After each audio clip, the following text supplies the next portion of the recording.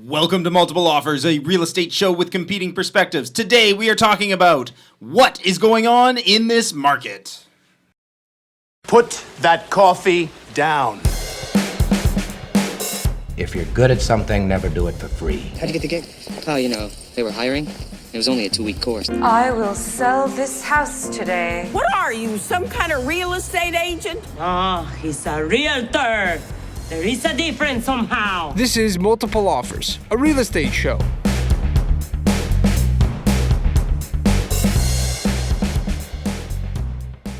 All right, guys, welcome back. Today we are going to be talking about the market and all of the crazy, potentially unexpected things that have been going on. But before we get into that, Matt, Jer, 2 in a row. We're doing another podcast. 2 episodes in a row. 2 episodes in a row. You're going to make our listeners think we're not committed to season 2. I am telling them that we are committed. Okay, let's make that clear. This is going to go way off topic, but Matt, I feel like it was you who talked about Jerry Seinfeld's X's method for creating a good habit. Do you know what I'm talking about? No, I've not a clue, so I did not talk to you about this. Didn't you set a New Year's resolution one year where you're like, I'll never miss working out twice in a row? Oh, yeah. That's a Seinfeld thing. Seinfeld... Sorry, it was just my own thing. Okay, so you and Seinfeld think alike. That was his method of practicing stand-up was, it's okay to miss one day, but never miss 2. Never miss 2. Yeah, that's where I built my routine from. Yeah. Okay. Yeah. So there. Oh, me and you Jerry. And Seinfeld. Yeah. Yeah. You and Jerry Major. You and Jerry Seinfeld. There's you and Jeremy Bear. Ray. Yeah. Jer Bear. But before we get into this, what's going on? You guys been busy? Yeah. Yeah. So fairly busy for Yeah. the beginning of the year. I mean, as is going to come through the show. Yeah. More calls. Spoiler alert. I would say a little bit out of the ordinary for a January, but we won't get into that right now, Yeah.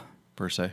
I mean, it's the time to do this episode, though, because we keep having a very similar conversation with all of our clients. Yeah, we were going to have a guest on today, and we're like, no, this is way too pressing. People need to know about the topic. Either that or our door knocking guest had to go knock on some doors. Yeah.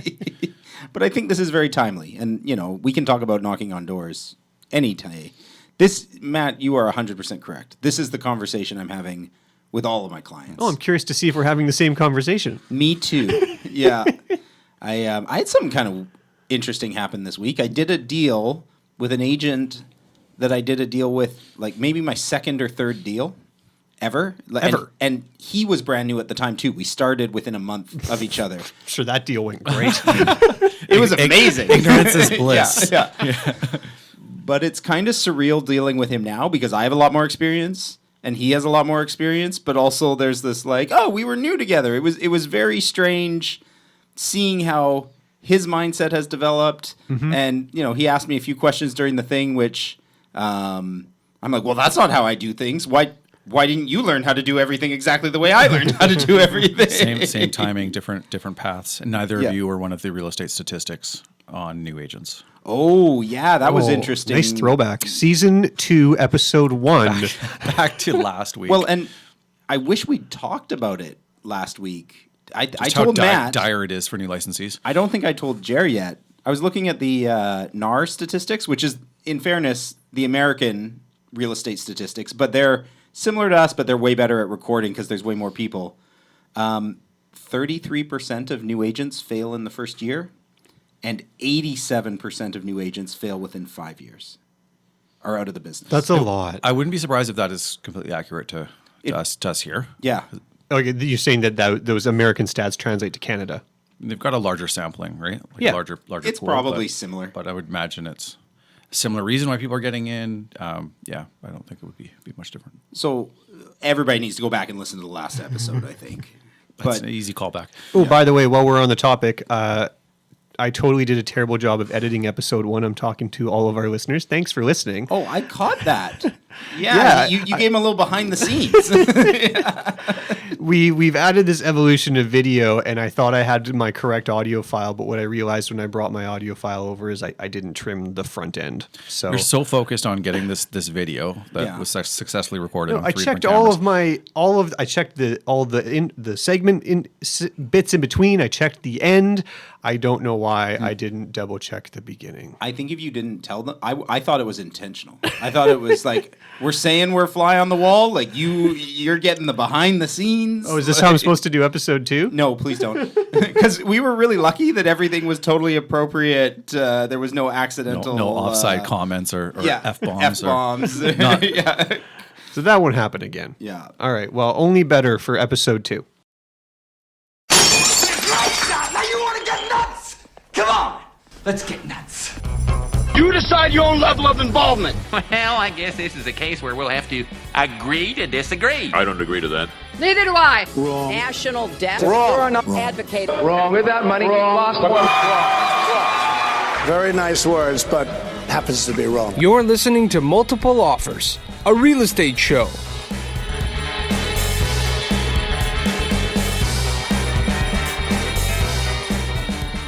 So I'm really curious. How are the conversations going right now with clients about what the market is doing? When I get to have a conversation with them, they're good. Okay. We left, like with a lot of people, we left off from the fall-winter market. I guess we're still kind of in, it's weird because it's almost like once we get through the previous year, we're kind of in the early spring market. Do you call it winter market? I think we're still in winter. Still kind of call it winter market. But you get to a point because it's such a, like after Labor Day weekend, it's just such a shorter market.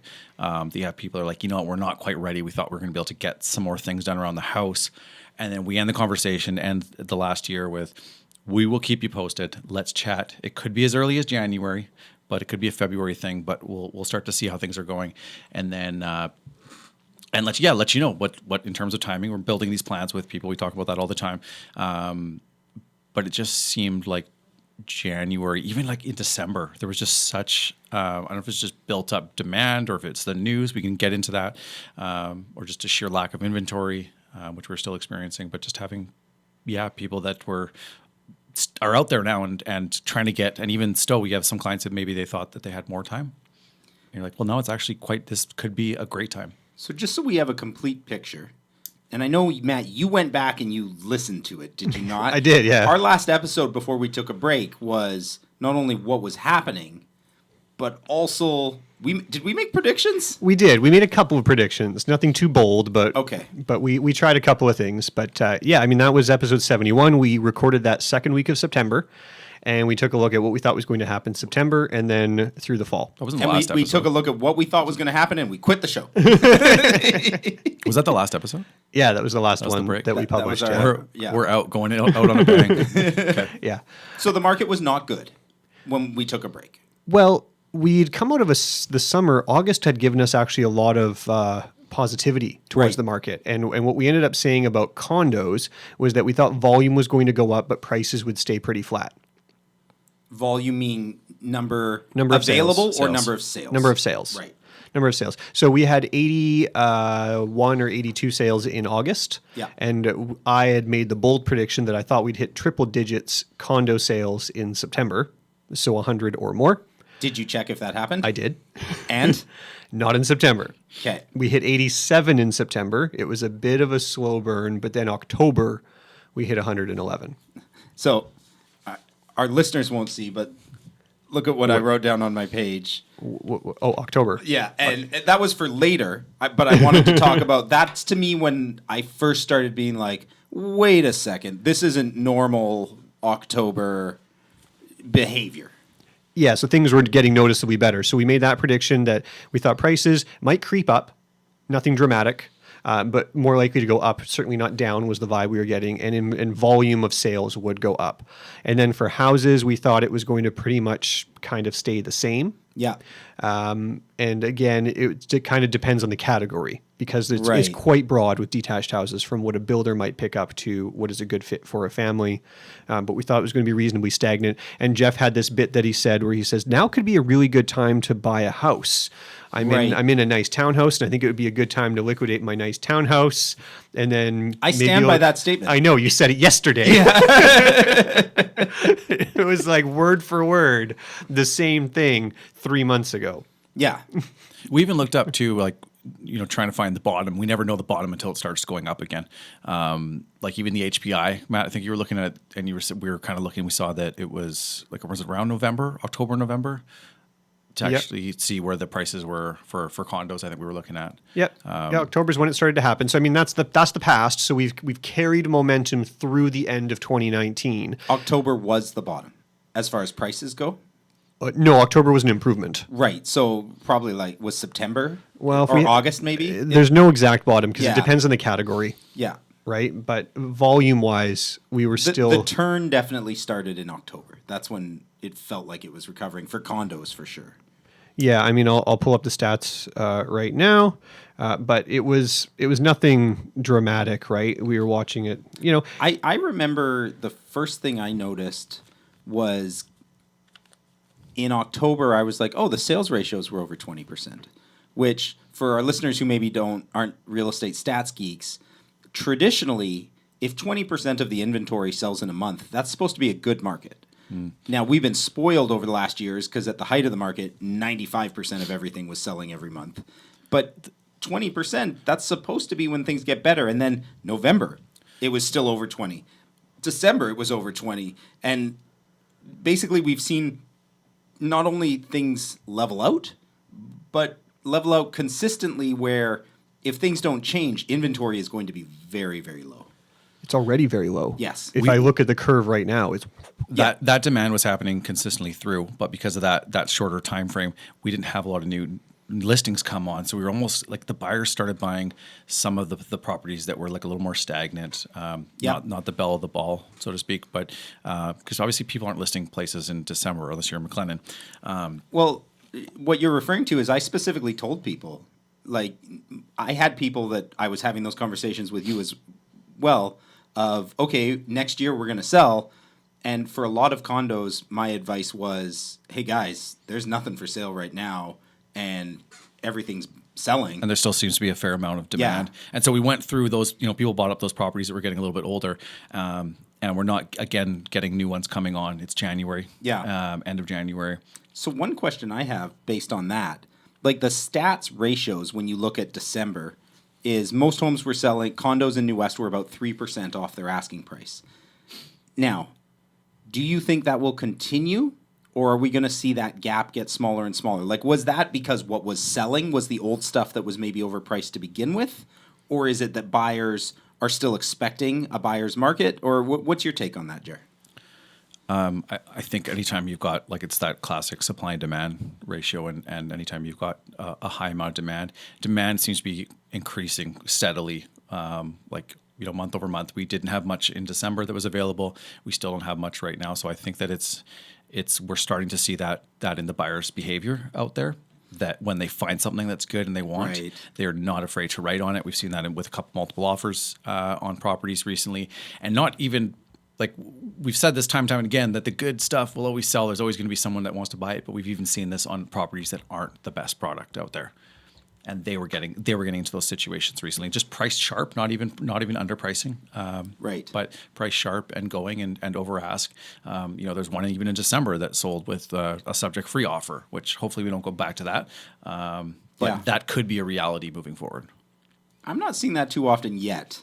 Like I was in multiple offers that a buyer didn't get it a couple days ago, and the winning offer had subject. Like it seems like people still we're not like, oh, it's 2017. We're not there yet. No, I'm seeing people win multiple offers under asking price.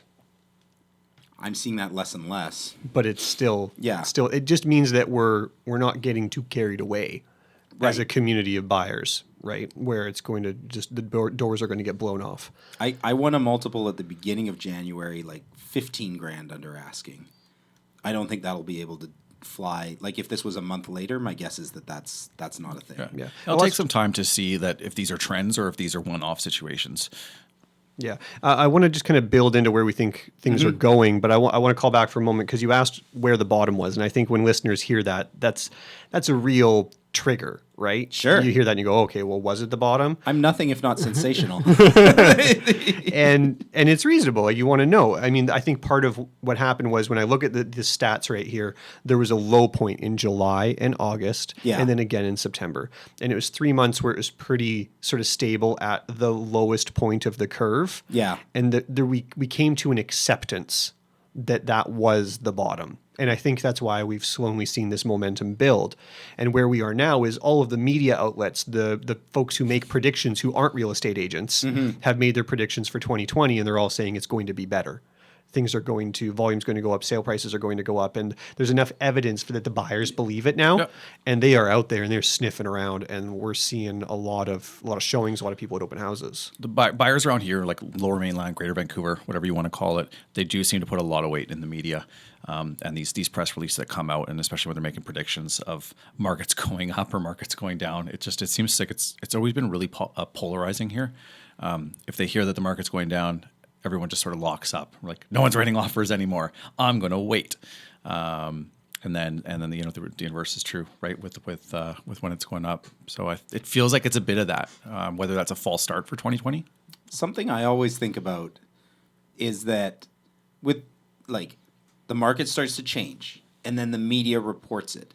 But then the media reporting it causes it to happen even more. Like there's this weird cycle with real estate and media in Greater Vancouver where you're like, oh, we had kind of like when it was dropping, it's like, oh, it leveled off, and then the media starts reporting how bad it is, and then it starts dropping again because everybody's like, the sky is falling, and that works in the inverse of that is true as well. Absolutely. So I want to say the takeaway for like our listeners here, what are they getting from it? Is we're going to be ahead of the media this episode, right? So we are saying the bottom is behind us. It's well behind us. It's months behind us. Yes. Right. So it's only going to get better. We know that the spring here is going to bring a lot of activity. And part of what we want to bring is strategies on how to be successful through that rather than waiting until March when the media starts reporting how strong the market is. And then you get caught in these very aggressive multiple offers. And you sell your condo and you want to buy that starter home, and there's 14 other families that are interested in it.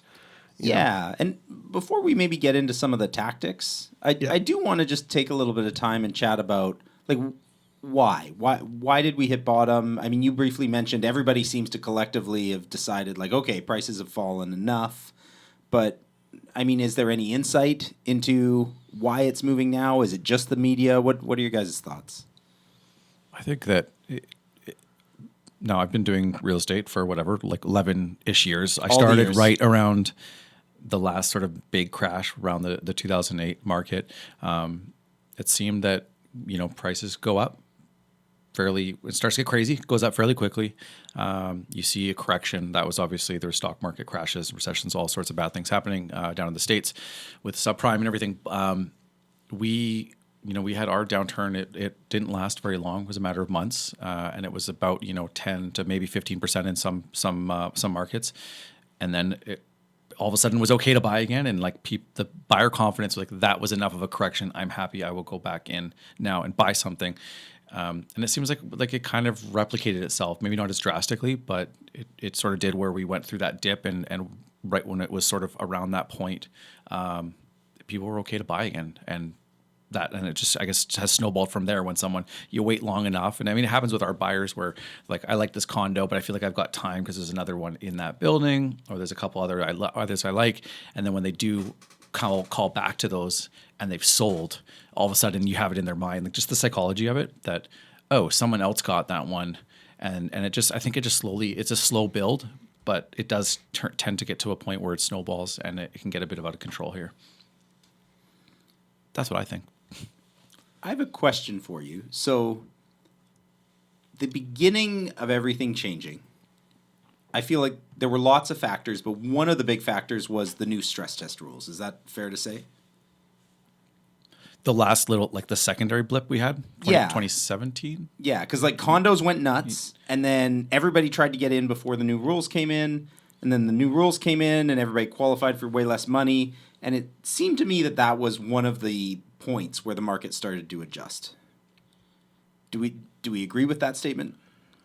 I'm not really looking that far back at trends. I'm more looking to the future. So I can't say you're right or wrong. Okay. There's a secondary blip though around that time with the stress test of people trying to get in because it significantly impact their budget. Right. If I just had to boil it down historically, it's just that we reached a maximum point of what people were willing to pay. So I guess what I'm getting at is I feel like there's more to it. I feel like people lost buying power. Whether they were willing to pay it or not, the stress test did change what they qualified for significantly. And I guess my one question is, have we fallen enough that those people can get what they couldn't buy? Like a year ago, they lost their ability to purchase it. Have prices fallen enough that they can get in? And I don't know that we have a concrete answer. It's just something I'm thinking about. Well, even if they haven't, or do they feel like they can? Well, Yeah. we're at a point of acceptance. It's an acceptance that the bottom of the market is behind us. It's an acceptance that whatever a home costs now, yeah, in whatever region it is, this is what it's going to cost. Right. So there's no more waiting around, Yeah. trying to make I used to qualify for 700, now I qualify for 620. Yeah. I just have to find a home I can buy for 620. Right. Because the $700,000 house is not going to come down to me. So whether it has or hasn't come down, maybe the mourning period of like, okay, I lost $80,000 of buying power. You have the is over. expectation. The expectations change. You have the fear of missing out. I think people just manage it and they go, okay, well now I need something different, or now I need to move further east. Right. I need to own something. I want to own something. I don't want to be a renter forever. So That's the big thing right there, is that we spent nearly 2 years in this low sales volume world in a region where we always have high sales volume. It's not that all those people out there didn't want to move and didn't want to buy. They just had to feel that they weren't getting absolutely sewered buying at too high of a price. Well, and I feel like one thing I've noticed, which is why I was asking the question, the majority of people I'm working with right now are people who wanted to buy a couple years ago and got priced out of the market. Whether they were working with me or someone else, that's the story I keep hearing over and over again. And the original story we heard is exactly what Jared just said. All those people are going to leave.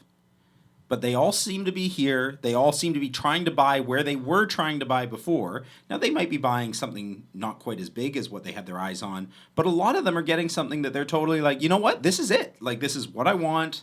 My family can live here. I can stay here a long time. And it seems like they didn't all go. They all just kind of waited.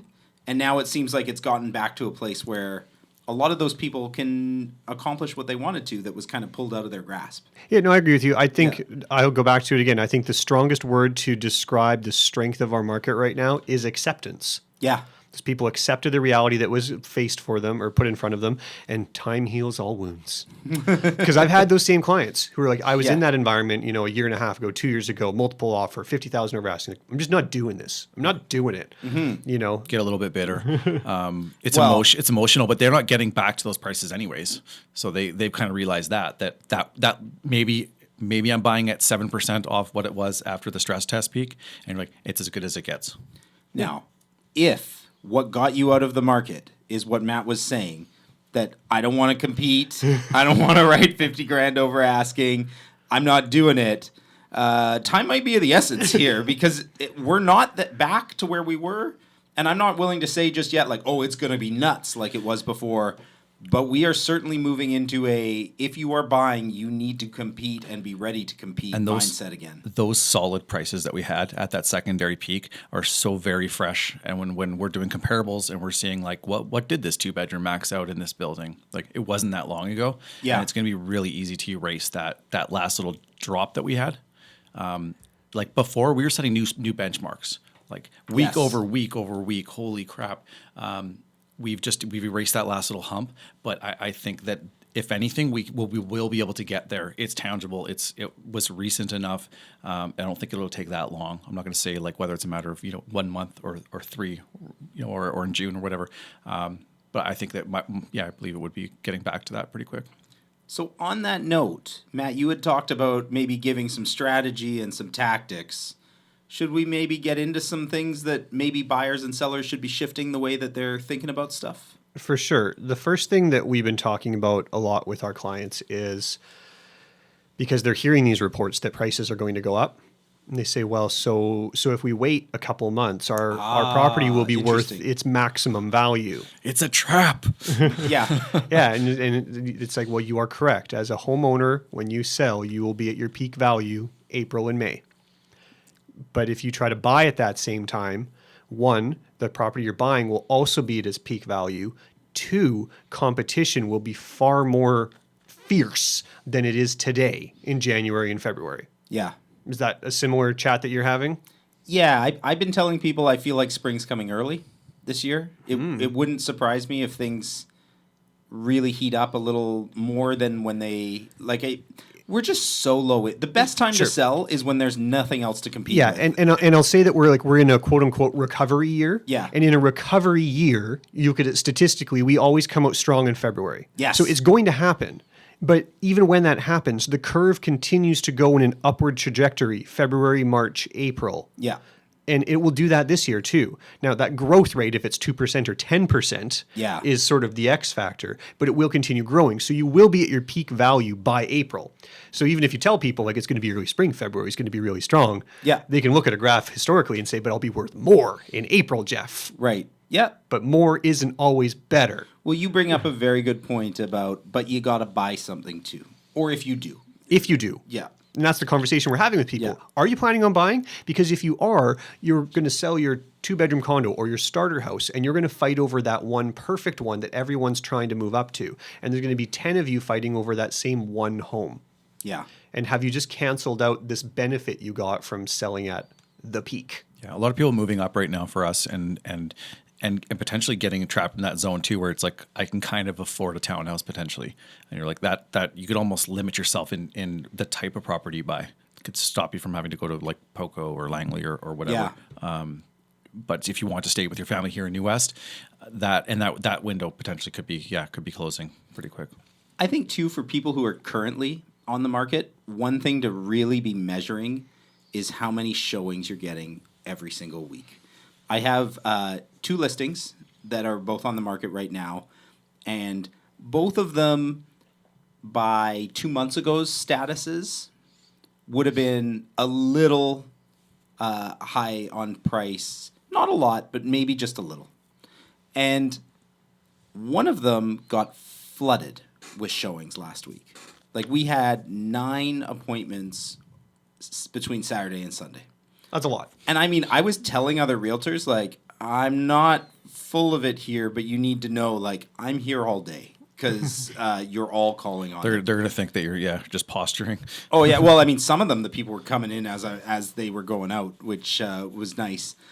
That listing, if this had been a couple months ago, I would have said, okay, we pushed the market a little bit, time to reduce. But when activity picks up to that level, you're like, okay. Things are happening. The market has decided.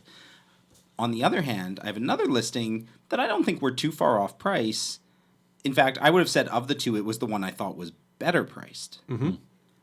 But we're not getting the showings. And I think right now, like normally in a regular market, if I don't get showings for a couple weeks, I'm not panicking. It's like I'm looking at a month and it'll all even out statistically. But when every other listing, the phone is ringing off the hook, you need to start asking, okay, what's going on? Why aren't people calling? Because the buyers are out there. It's not just like, oh, there's nobody to see it this week, which in the slower market, that might just be the case. There are no buyers. Yeah, there's a lot of them out there and a lot of them looking. Yeah. Right? So we're getting to that point. I want to sneak in a little tip for people who are listening as far as getting a good deal. Now, Jeff's listing, enough agents have caught wind of it and they're there writing offers, and Jeff would never let a buyer's agent get away with this. But if a seller's agent isn't quite in tune with the increase that's happening right now, totally, and they've had a place on the market for 4 months and the agent is tired of it and the seller, the homeowner, really wants to liquidate, you could sneak in there with an offer that is effectively under market value because they've been on the market for 3 or 4 months and sneak that away from them right now. Yeah, I had one agent try that on me.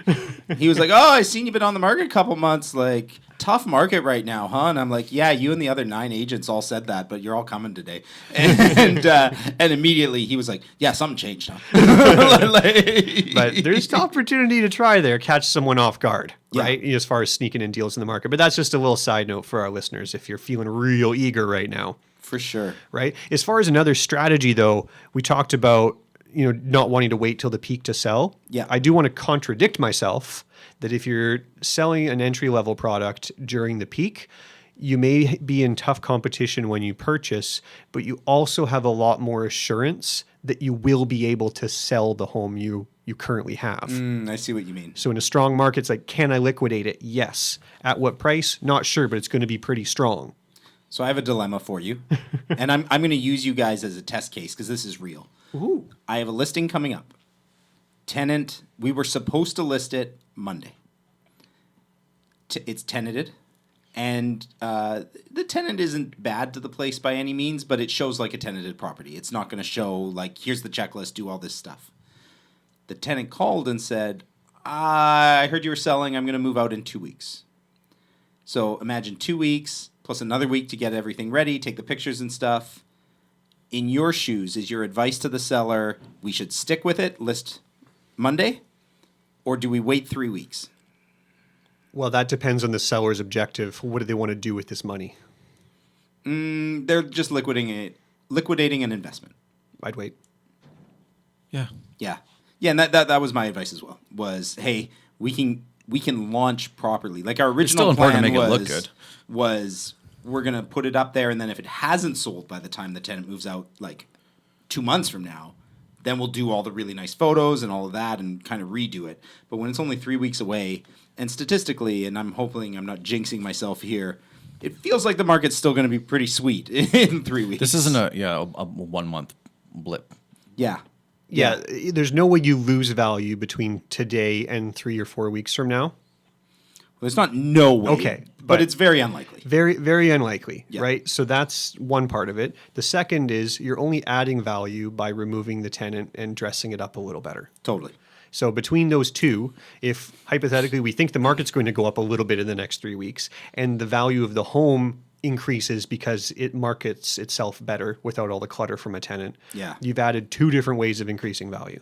Now, what do we think? Because at the height of the market, one of the dominant strategies, and I know not everybody agreed with this, but one of the strategies we saw over and over, and if you were working with a buyer, you had to prepare your buyer to deal with this, was underprice the home, wait for a week, take offers after a week, and it's going to go way over.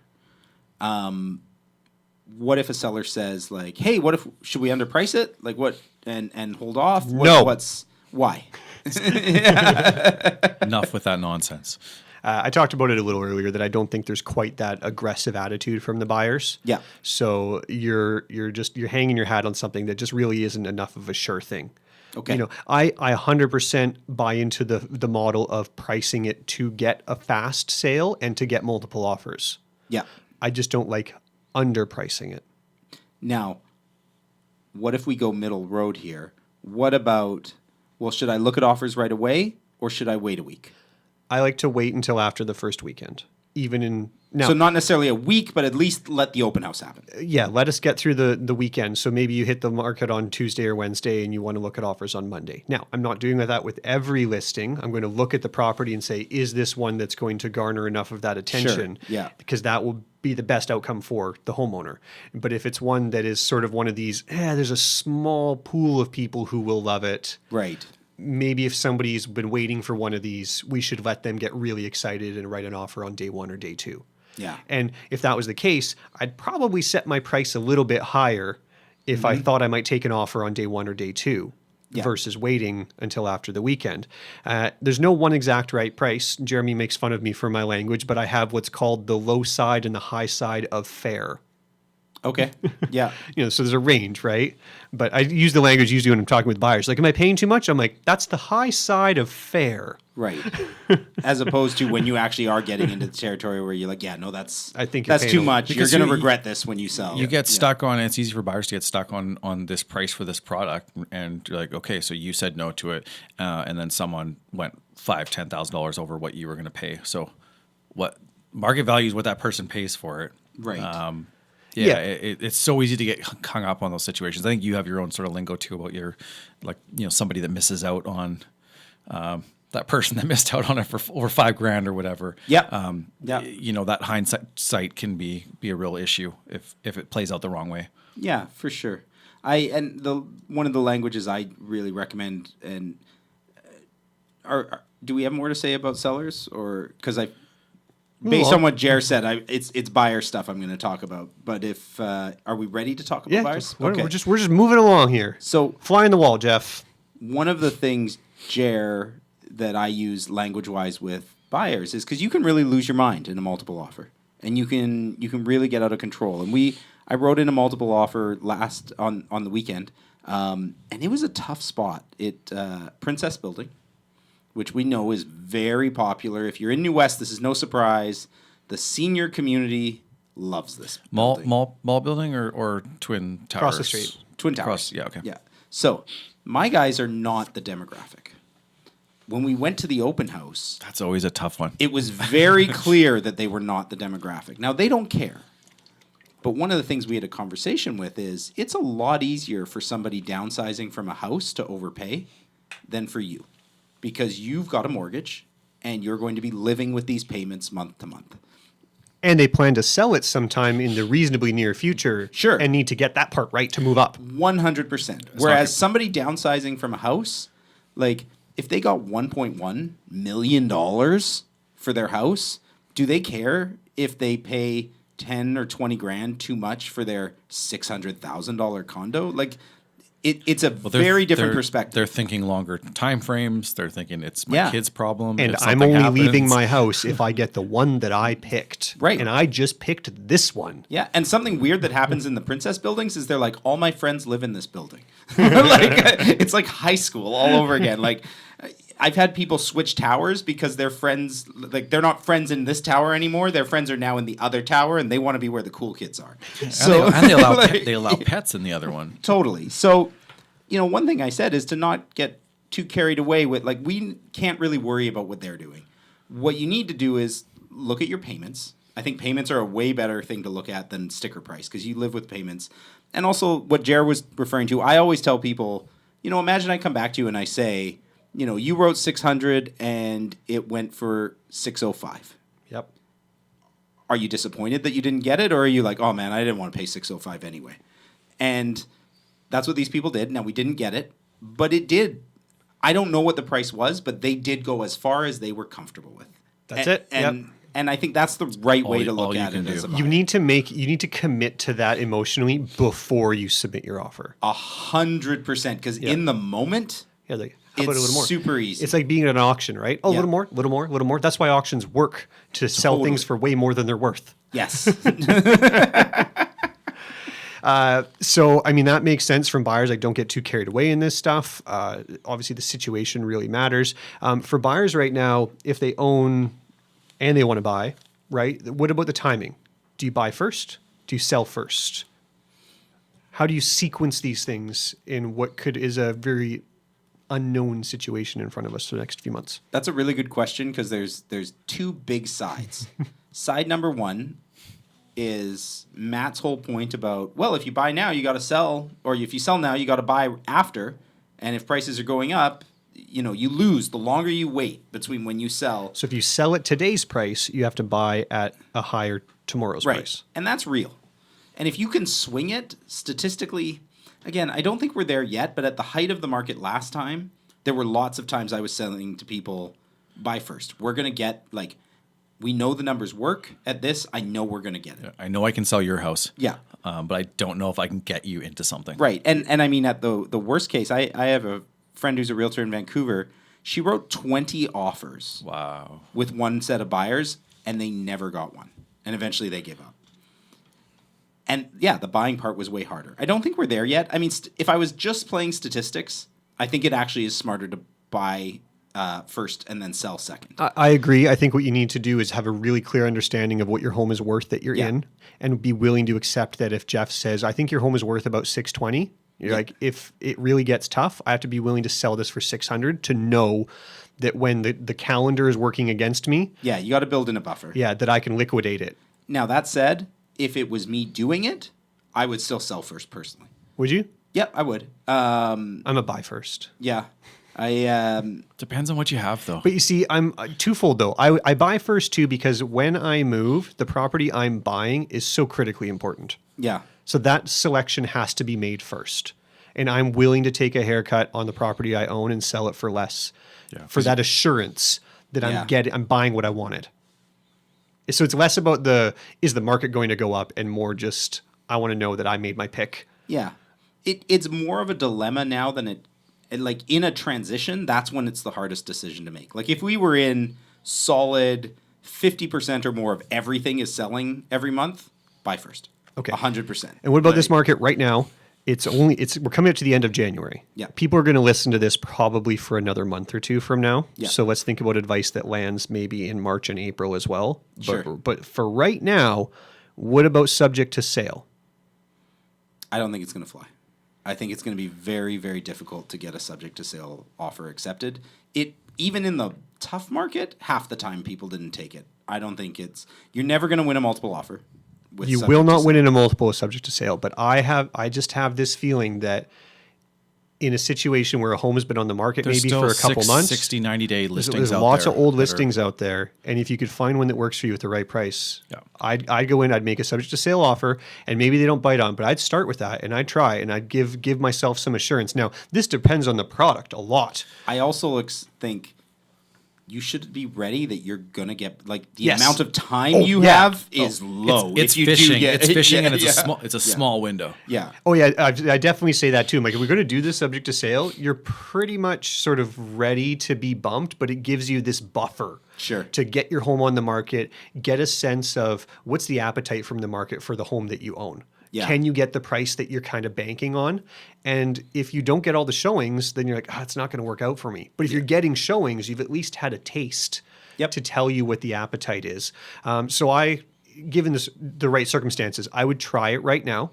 But as soon as multiples are a common occurrence, it's off the table. If you can get it done, it's probably a small window. Yeah. If you're listening to this week, first week of February, it might still be an option. And as a seller in that situation, like the person who wants to buy and sell subject to sale, you need to accept the price you're going to sell your home for is going to be something that gets it done quickly.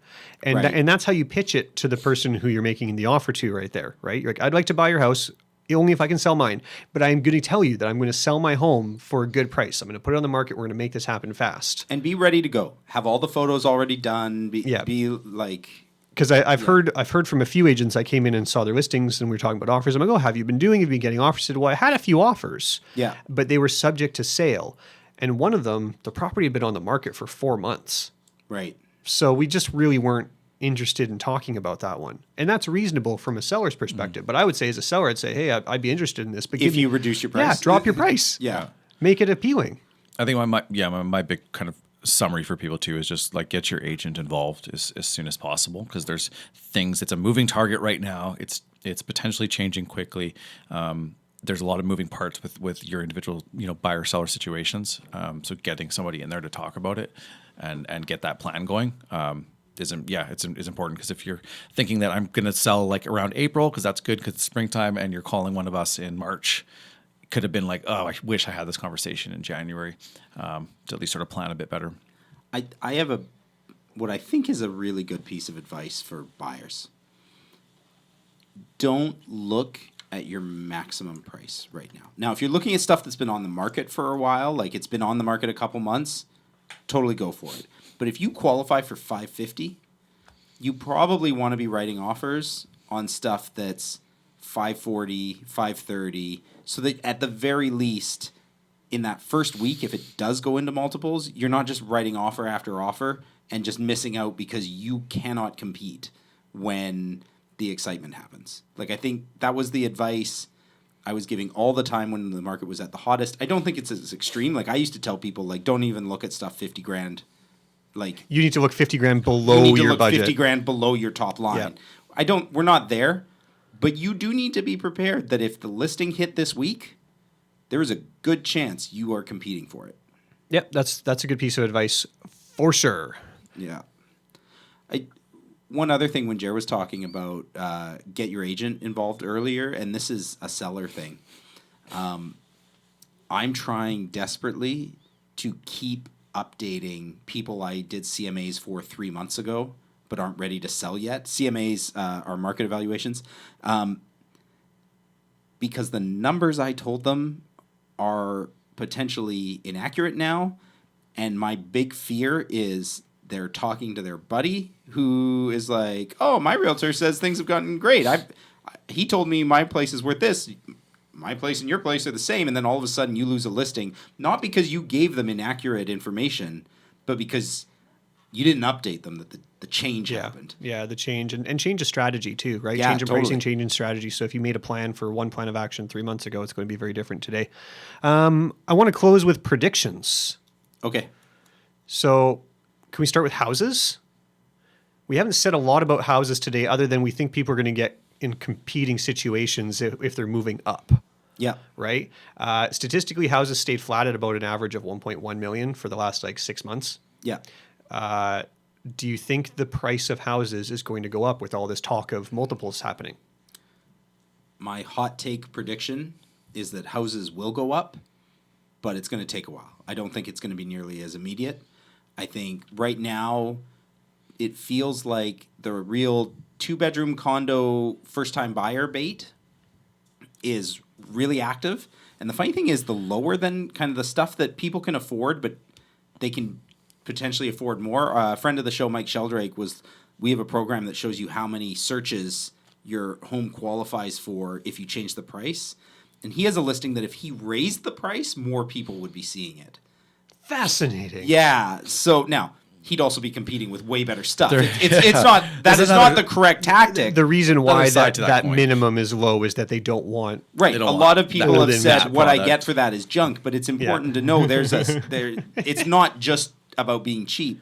But I think the beginner stuff will go up in price, which will cause enough of those people will then be able to move into the 3 bedrooms, and then enough 3 bedrooms will be able to move into townhouses, and they'll keep moving up. It's going to be a while, in my opinion, before houses get pushed up. By that. You need to see that, like, when we're talking about polarizing markets and how people react to newspaper articles and things like that in the media, a lot of times it's the first-time buyers that are reacting first. Yes. So that's affecting your condos, and that could be all over the map in terms of price ranges for those folks. Yeah, you're gonna have to see that differential between the houses. Like, they're just kind of sitting right now. Yeah. Like, the good ones are still selling, and there's things going on. It's almost prices are good with the detached house. But if we start to see that creep up all the way from the Michael Sheldrake listing there, all the way up into the $600,000-$700,000, maybe $800,000 range, it could start to make some of those 1.1 houses look a lot better. 1.2. Yeah. And then we start to see that. So maybe kind of the opposite. Like when this all started happening several years ago, it was the houses that were selling, and they started climbing, Totally, yeah. and then they started buying all the big nice units, view units down on the quay, and then that trickled down. Yeah, all that's the way exactly down. right. Yeah. So let's flip that coin then and talk about strata. We've said it over and over. We think prices are going to go up. Yeah. So what do you think if a condo today is worth 600? Yeah. Do you think by sort of spring market it's worth 615 to 620 or more like 650? And it's super, okay. yeah, super no basis of proof. Yeah. But just taking a guess, I think prices will be up 3% a year from now. A year from now? Yeah, like when we're You're gonna talking, see- it's going to go up and then back down a little bit. No, it'll a year from now it'll be. You're talking about real tiny climbs. I wanted, my initial impulse was to say 5% because we fell about 5% last year. That was it. And then I kind of got scared. So you wanted to say this you 600 want to was be going to go bold. to 630. Yeah. But you just. But then I had a little hesitation. Is part of Yeah. that conservativeness in your number because of we've reached such stupidly high prices for everything that it's just like it's too much. I don't. Yeah, I mean, it wasn't sustainable, right? There were. We got to a point where people couldn't afford to buy, and if it gets back there too quickly, does that cause the air to come out of the balloon? I don't know. I have no basis for this guess, but 3% by next a year. I'm willing to take a guess that I think we could see 5% by the end of the spring surge. Okay, but then you're thinking it might cool down again. Yeah, then it'll level off. Yeah, and that'll be the peak for the year, and then we'll go through that little softening through the summer. Yeah, and then something similar values through the fall. Yeah, and it'll be about that way. But if it was a $600,000 condo today, I would not be surprised to see them going for $630 by May. Right now, that may only hit like $615. Part of what's holding them back is we've reached this sort of sweet spot where there are a number of condos right now that are good starter condos that are $500,000. Right. And that $500,000 mark is the tipping point for property transfer tax or first-time buyers. Yeah, so there's a lot going on. So as soon as they exceed that number, it starts costing them more and more to purchase. So it holds that segment right there at 500. And then how far are you willing to go past that then to get something better? And it's like 500 to 550 is like this dead zone. Yeah. If it's an entry level, because first time buyers are going, why would I pay $530? The other part too, I mean, you're in Vancouver, obviously, a lot more than we are, as New West guys, people. Is that sort of wave that happens? We haven't really talked about that, but Vancouver's been pretty active. Jeff, as a person who's down there? So I sold a condo in Vancouver for exact same layout 2 months from the last sale, and I think it was $120,000 over. Now, nicely renovated. There were factors, but I was very nervous about our price going in because I'm like, I think it's worth this. But there's this other sale, and it was only a couple months ago that, like, is this just going to hang over my head? Not a single person that came through cared, and they all knew about it. How many days? 1 week, multiple offers, 3 offers. Okay. And we priced 100 over, and then it sold $30,000. Another 30 on top of that. Yeah. Well, Vancouver in general, places are getting 10 offers on them. Yep. I've heard 17 offers on some. Yeah. Right. So these things are happening, and like we look at supply and demand. So we have our normal sort of demand in the neighborhood, people from renters, people who love New West that are here, if we're talking about just our little region here. And then you have the people that are starting to get pushed out of these other areas, and there's now all of a sudden we're competing with the Vancouver folk. Yeah. Yeah, and I mean, what you were saying earlier about people being conditioned, that's a big part of it, right? Like when people come into from Vancouver, the first time this happened was there were very different tactics in Vancouver to winning multiple offers, and then eventually that just became New West tactics because they were all doing it. And there's an apartment for sale that I used to live in that has come back on the market at like a kind of a peak price.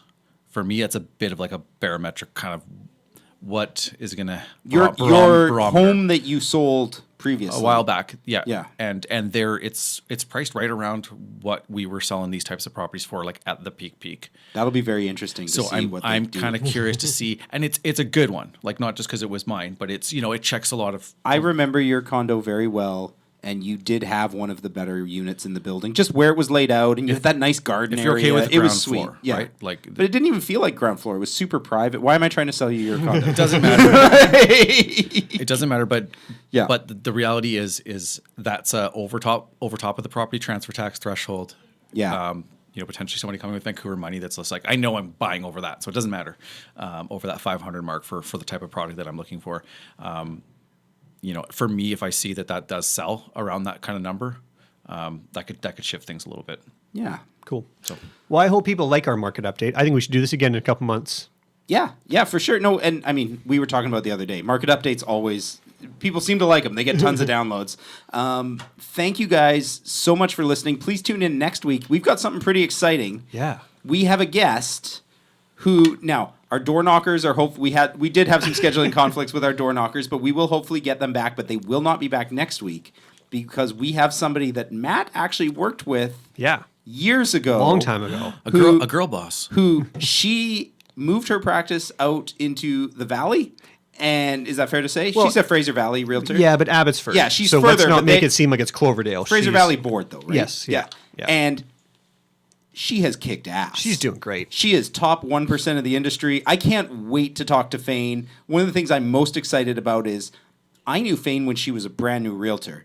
And now she is a powerhouse. And I cannot wait to find, like, I want to talk about the transition. Like, how did she go from I'm sort of third person on the totem pole and part of this team, and she was great. She was fantastic. But we were sad to lose her, but moving 1 on. in 100 agents literally becomes top 1% of the industry. I want to know. I can't wait to talk to her. So hopefully you guys will tune in. In the meantime, if you would like to get a hold of Matt or Jer, you can find them at thenewwestguys.com. That's us. It's been a while.